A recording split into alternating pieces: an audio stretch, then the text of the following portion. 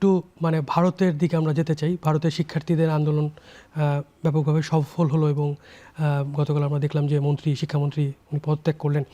মানে আপনার কাছে আমি যেটা জানতে চাই যে এই যে তরুণদের রেজিস্ট্যান্সের মধ্য দিয়ে শাসক শ্রেণী বলছিল যে আমাদের কেউ পদত্যাগ করে না, আমরা এগুলোকে পাত্তা দিই না, কিন্তু আমরা দেখলাম যে তাদের দম্ভ গুড়িয়ে গেল। তাহলে ভবিষ্যতে ভারতের রাজনীতিতে এই আন্দোলনের প্রভাব কি হতে পারে? এটা খুবই ইতিবাচক প্রভাব পড়বে এবং একটা প্রভাব পড়বেই।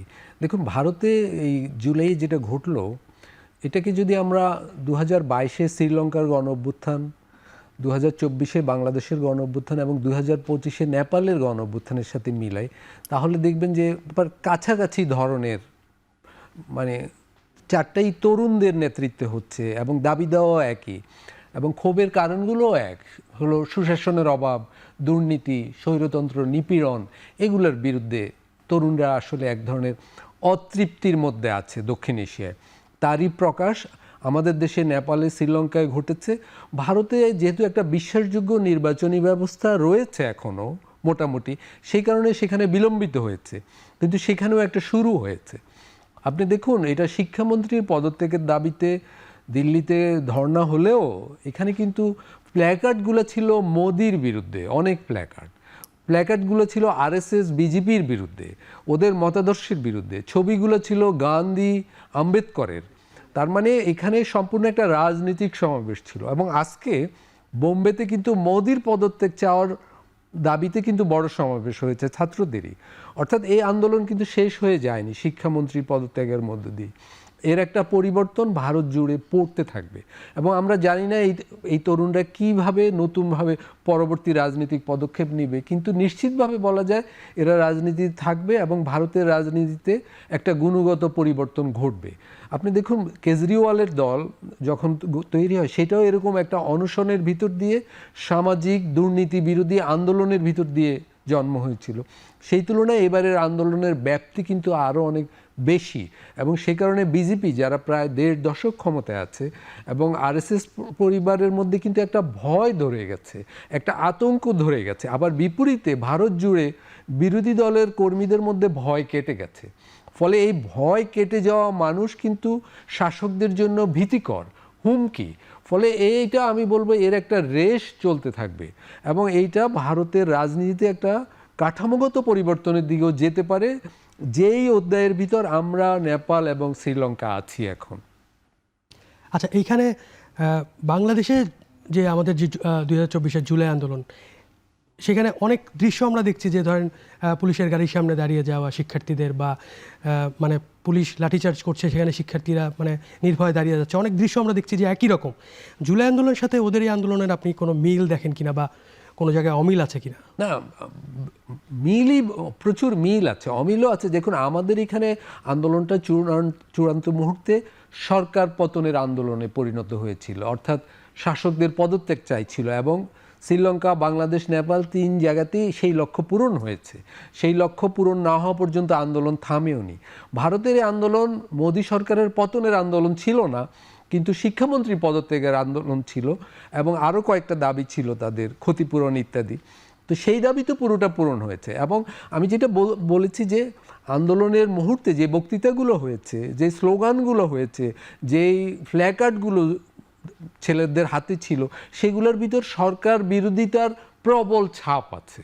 এবং এই আন্দোলনে যারা যুক্ত ছিল তারা সম্পূর্ণই বিজেপি বিরোধী বিভিন্ন রাজনৈতিক দল, সাধারণ ছাত্রছাত্রী, বিভিন্ন বিশ্ববিদ্যালয়ের ছাত্ররা, শিক্ষার্থীরা এবং তাদের মায়েরা, বাবারা। মানে বাংলাদেশের গণ অভ্যুত্থানে আমরা যেরকম দেখেছি, যে ধরনের শক্তির সম্মিলিত অংশগ্রহণ দেখেছি, ভারতেও কিন্তু তাই ঘটেছে।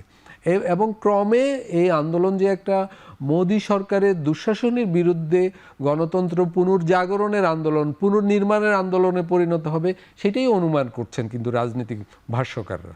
জি, জনাব হাসান মামুন, আপনার কাছে কি মনে হয়, মানে এটা আসলে মোদী বিরোধী বা বিজেপি বিরোধী আন্দোলনে কতটা প্রভাব রাখবে এই ছাত্র শিক্ষার্থীদের এই আন্দোলন, এবং তাদের যে বিজয়টা হলো প্রাইমারিলি, সেটা কি প্রভাব ফেলতে পারে? জি, ধন্যবাদ। 2014 সালের পরে বিজেপি কিন্তু এই রকম প্রতিরোধের মুখে আর পড়েছে বলে আমাদের জানা নাই। আমরা তো দেখলাম যে কিছুদিন আগে পশ্চিমবঙ্গের নির্বাচনে তাদের একটা পুনরুত্থান হয়েছে, মানে পশ্চিমবঙ্গ দখল হয়েছে।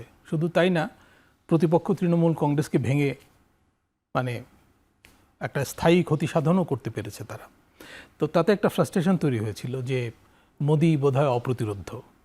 মোদি সাহেব কিন্তু নিজের এইরকম একটা পারসেপশনও দেশের মধ্যে, বাইরে আন্তর্জাতিকভাবে তার ইমেজ ভালো না, মোটেও ভালো না, কিন্তু দেশের মধ্যে তার বুকের ছাতা এত ইঞ্চি, তাই না? উনি কারো কাছে নতি স্বীকার করেন না, অনেকটা শেখ হাসিনা স্টাইল। উনি মাথা নত করেন না, কেউ পদত্যাগ করে না, অপরাজেয়, এইসব পারসেপশন তার ব্যাপারে তৈরি হয়েছিল এবং তার অনুসারী অনুরাগীরা এইসব প্রচার করতো সাংঘাতিকভাবে। আরেকটা হলো যে মানে সাম্প্রদায়িক এবং জাতিগত, যেটাকে আমরা বলি যে আইডেন্টিটি পলিটিক্স, ওইটা করে করে তারা কিন্তু বিভক্তি তৈরি করত এবং ফায়দা নিত। কিন্তু এই মুভমেন্টে সেই চেষ্টা হয়েছিল কিছুটা, এটা সফল হয়নি। কারণ এখানে নাগরিক ছাত্র জনতা, তারা আলতাফ ভাই যেটা বললেন, তারা বাংলাদেশ স্টাইলে কিন্তু তারা জড়ো হয়েছিল এবং অনেক রাজ্যে, অনেক বড় বড় বিজনেস হাবে, বোম্বে সহ ছড়িয়ে পড়েছিল। কলকাতায় হয়েছে বিক্ষোভ এবং মোদিরা বলতে বাধ্য হয়েছেন যে নাগরিক নকশাল, এই কথাগুলো, এগুলো কিন্তু তাদের পক্ষে যায়নি, বিপক্ষে গেছে।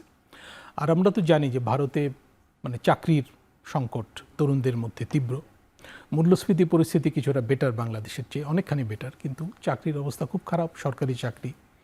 তারপরে পরীক্ষা নিয়ে দুর্নীতি, শিক্ষা ব্যবস্থা নিয়ে দুর্নীতি, এইসব অভিযোগ ধুমায়িত হচ্ছিল। তারই একটা বিস্ফোরণ ঘটেছে এবং তারা যদি দেরি না করতেন, আরও দেরি করলে কিন্তু পরিস্থিতির আরও অবনতি হতো। কিন্তু সরকারের পতন হয়তো হতো না, সেখানে সেই পরিস্থিতি বিরাজ করছে না। যুক্তরাষ্ট্রীয় ব্যবস্থা, 140 কোটি মানুষের দেশ, সেটা ভিন্ন, এটা আইডেন্টিক্যাল না বাংলাদেশের সঙ্গে। কিন্তু আমার মনে হয় যে এর একটা প্রভাব রাজনীতিতে থাকবে। সামনে কিন্তু কয়েকটা রাজ্য নির্বাচন আছে, মোদির নিজের রাজ্যে, উত্তরপ্রদেশ, গুজরাটে, উত্তরপ্রদেশ সবচেয়ে বড় রাজ্য জনসংখ্যার দিক থেকে, পাঞ্জাবে।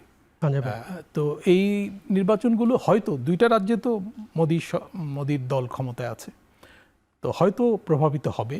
আমরা জানি না, যদি বিরোধী দলগুলো একজোট হয়ে কিছুটা ওই যে ইয়ের মতো, সাবেক ফিল্ম স্টার ওনার মতো যদি কেউ যদি করতে পারে, এটাকে ক্যাপিটালাইজ করতে পারে, জি, তাহলে হয়তো কোথাও কোথাও পরিস্থিতি ভিন্ন হতে পারে। আমরা শেষ করব।